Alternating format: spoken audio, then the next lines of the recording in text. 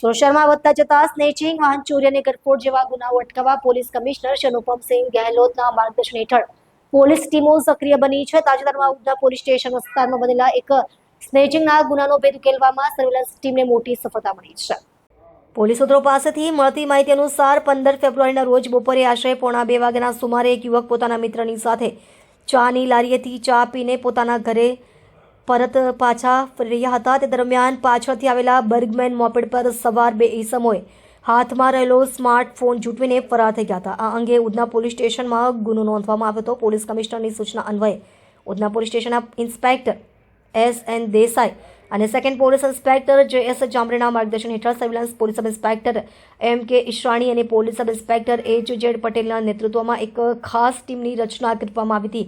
ટીમમાં police constable Nagendrasinh, Rajendrasinh, ભાવેશભાઈ, દુલાભાઈ અને આસિફભાઈ, રહીમભાઈનો સમાવેશ થતો હતો. આ ટીમ દ્વારા ટેકનિકલ સર્વેલન્સ અને સીસીટીવી ફૂટેજના આધારે તપાસ હાથ ધરતા બંને આરોપીઓની ઓળખ થઈ હતી. પોલીસ ટીમે આરોપી વિકાસ ધર્મેશભાઈ અને અરમાન સાદિક પટેલને કુલ ₹1,15,000ની મત્તાના મુદ્દામાલ સાથે પકડી પાડવામાં સફળતા મેળવી હતી.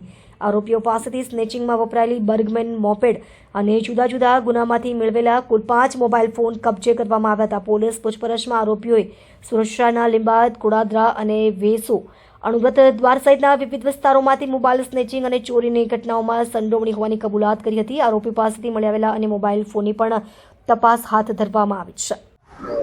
બે આરોપીઓની ધરપકડ કરી છે. કઈ રીતના આખી ઘટનાને અંજામ આપી હતી પોલીસ કઈ રીતે?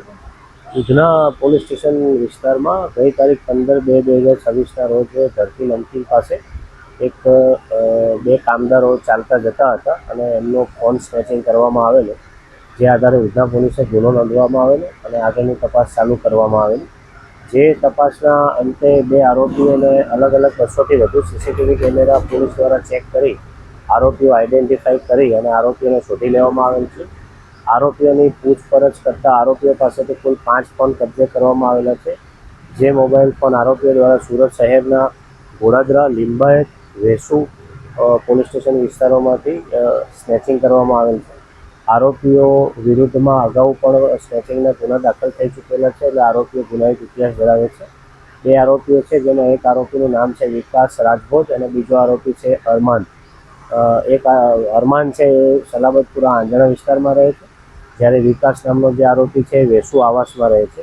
બંને આરોપીઓ પાસેથી 5 ફોન અને એક 2 વ્હીલર મળી કુલ 1,15,000નો મુદ્દામાલ કબજે કરવામાં આવ્યો છે.